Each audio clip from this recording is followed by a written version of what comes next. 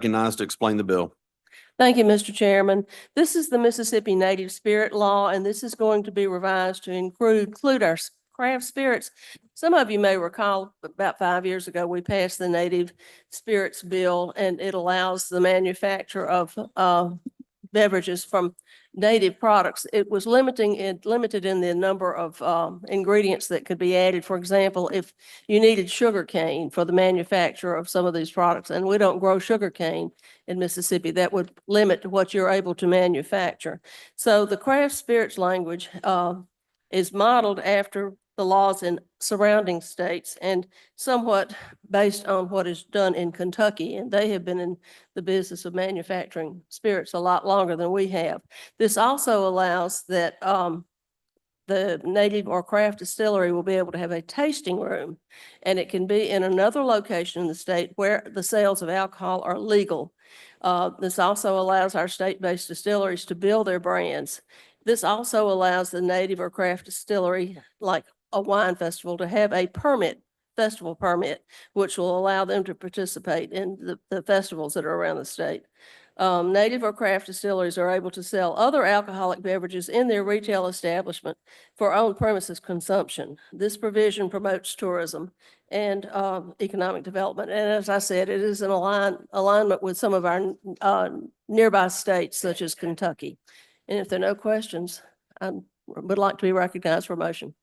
Thank you. Questions? Senator Berry for a question. Thank you, Mr. Chairman. On Senator Chastain, on line number 90, satellite tasting room, sales location in any other location in the state. When we mean a location, we're talking about a city or town and not an establishment. Just a moment. Craft distillery, any tasting room, location or location within 5 miles of the native distillery or craft. Further, native distillery or craft distillery is authorized to have one permanent satellite tasting room sales location in other location in the state. Well, I don't know if it means it would be in the county or in the town, but is that what you're asking? Does it have to be? Yes, ma'am. So if I had a constituent with a craft distillery in rural Jeff Davis County, 20 miles from any municipality, and they wanted to have an additional tasting room somewhere, what I'm just making sure is they don't have to be in another, like an establishment, like a restaurant or bar. Well, they can be in a town, say Laurel or Jackson, that allows the sales. That's what I'm just trying to clarify. The only reason you would not be allowed to have it in a remote location would be that the sale of alcohol is not permitted in that location. Otherwise, it would be okay. All right. Thank you very much. Appreciate that. Senator Fillingham for a question. Thank you, Mr. Chairman. I think Senator Berry asked one of the questions I was going to ask, because they're formerly my constituents and now they're Senator Berry's constituents.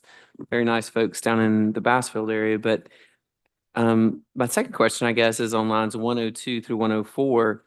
It looks like in addition to having the tasting room off campus, as it were, you're also trying to allow the direct shipment of those spirits to licensed retail permittees. I know we've been talking in other bills about what that might look like. Could you explain who's getting it shipped to, like who qualifies for it to be directly shipped to the permittee? Well, the other bill you referenced, Senator Fillingham, doesn't that have to do with a direct shipment to a person, a private individual? And this says to a licensed retail permittee, and it's pursuant to any rules promulgated by the department. So I guess the department would say who can get it and who can't. Right. So I guess in that instance, it would be like to other restaurants and things of that nature, certainly not to just individuals. I don't believe individuals are mentioned in this, sir. It just says licensed retail permittees. Thank you. Appreciate it.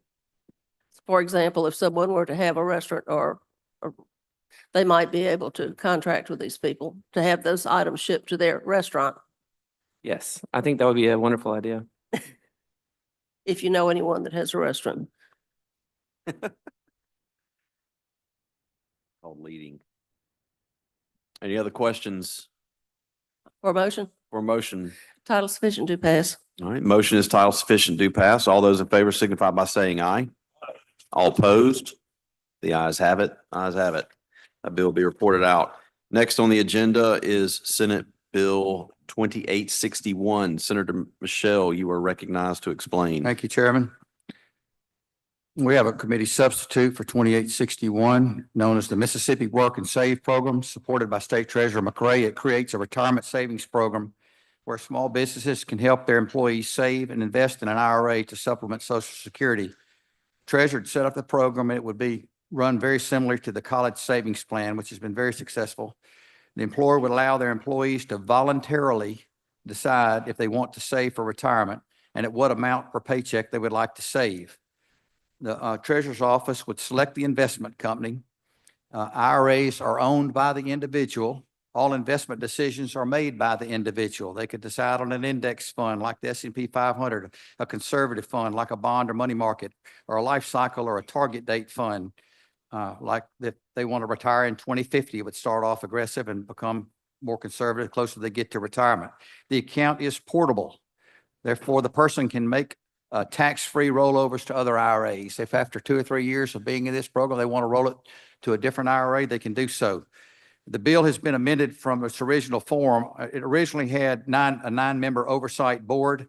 The treasurer said he did not need that, and I agree with him. That's overkill. The treasurer is more than capable of running this program.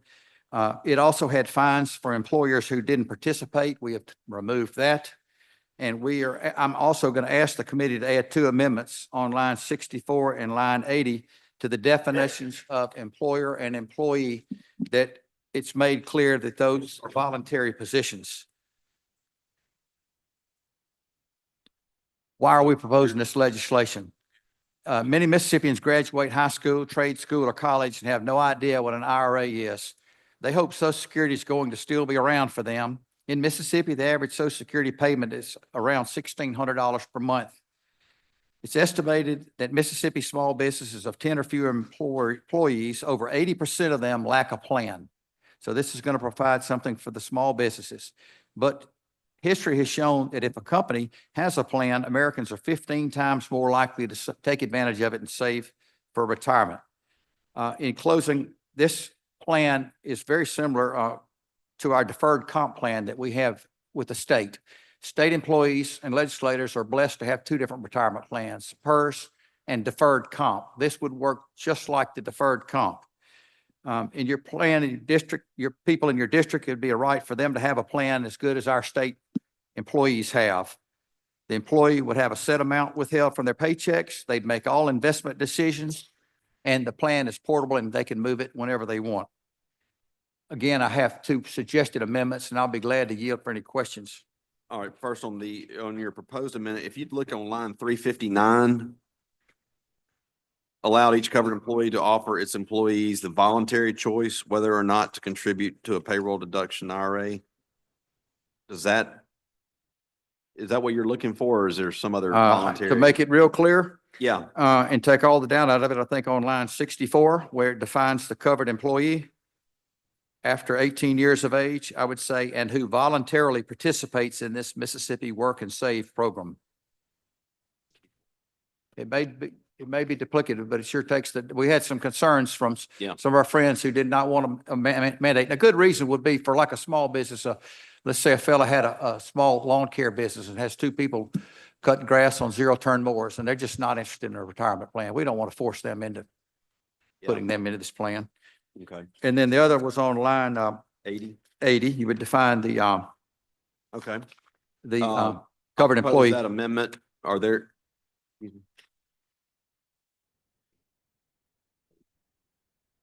After instrumentalities on line 80, maybe add who voluntarily participates in this Mississippi Work and Save program.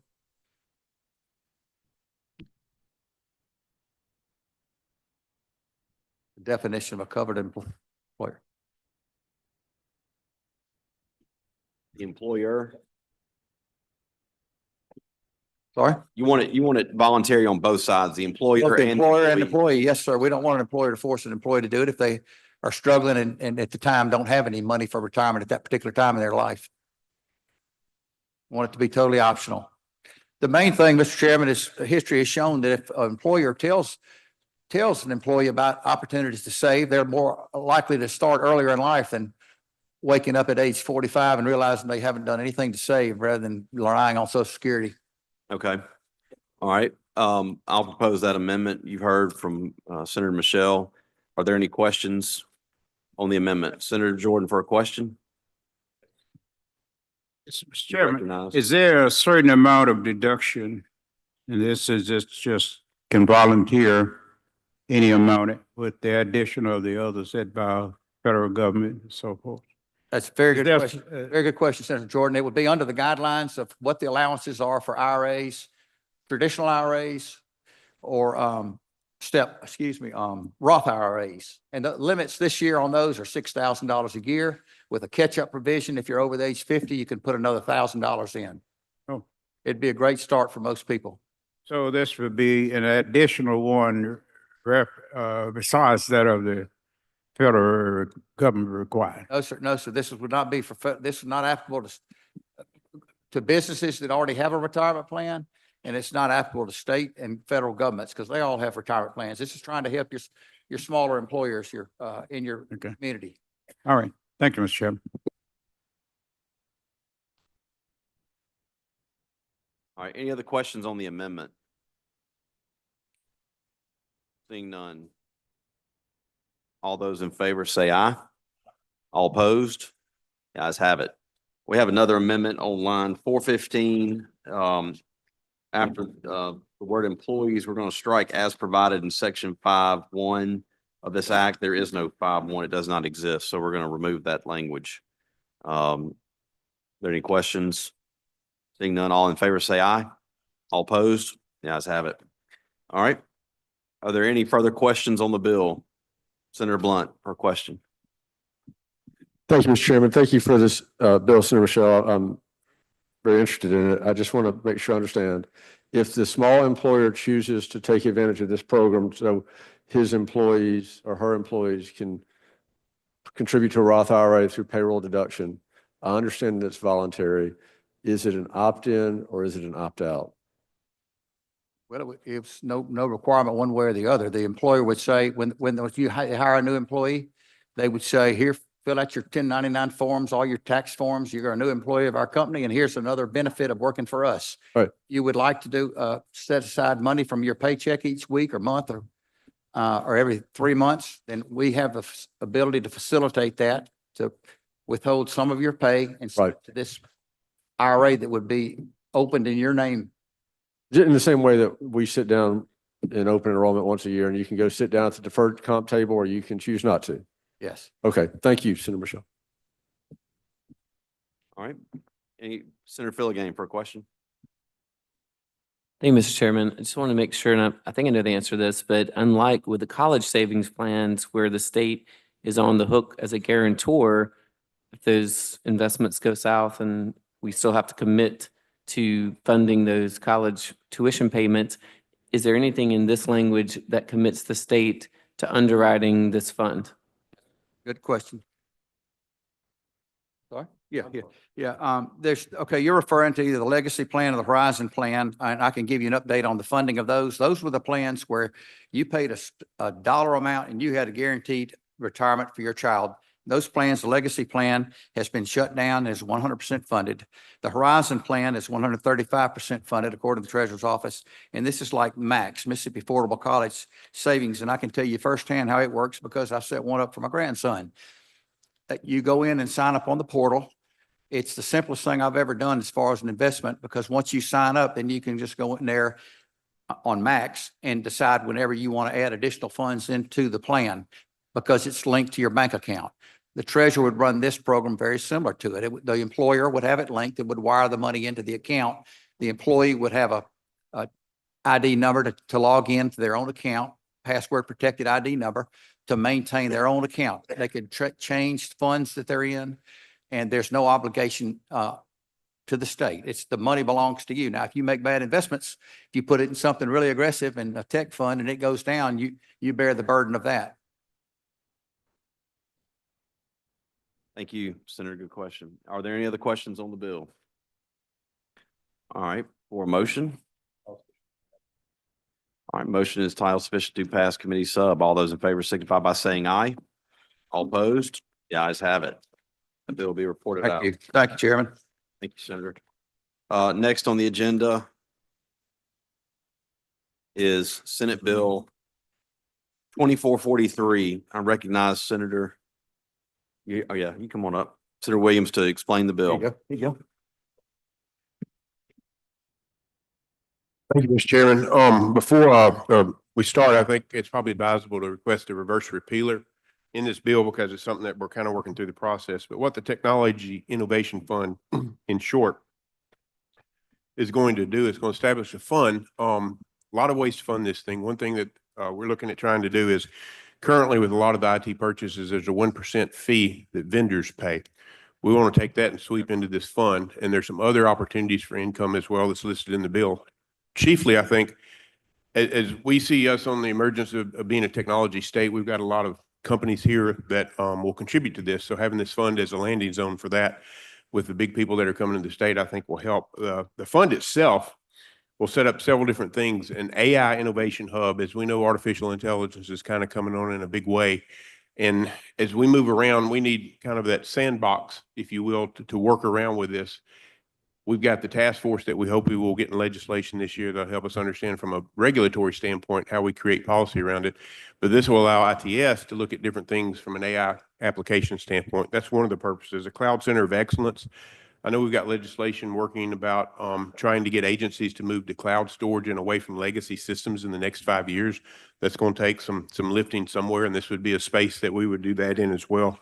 And also leveraging enterprise-wide projects that will affect the whole state. You know, as we're not really centralized ITS department, centralized state, the more I think resources we can provide for the agencies that are easily available to them from a contract standpoint, for the economic savings, and also from an educational standpoint as we go forward. I know we've got another bill circulating that trying to converge all our data so that it's accessible by multiple agencies. The objective of this is to increase the experience for our citizens. When they interact with the government, we want it to be as easily seamless as possible as they do that. And if they go to another agency, they've already done all this, they pull the data down. The technology fund would be able to allow a lot of these things to kind of work in there and hopefully do it in a more efficient way. With that, I'll yield for questions, Mr. Chairman. All right. This bill is double referred, so you're not meeting again, so maybe it'd be better to do the reverse repealer on. Yes, I'm sorry. That is Yeah. correct. I if didn't that's realize that agreeable. either. Okay. Are there any questions on the bill? Seeing none for a motion. Motion is title sufficient to pass. All those in favor signify by saying aye. All opposed? The ayes have it. Thank you, Mr. Chairman. Thank you, committee. Last bill is Senate Bill 2580. There's a proposed committee sub.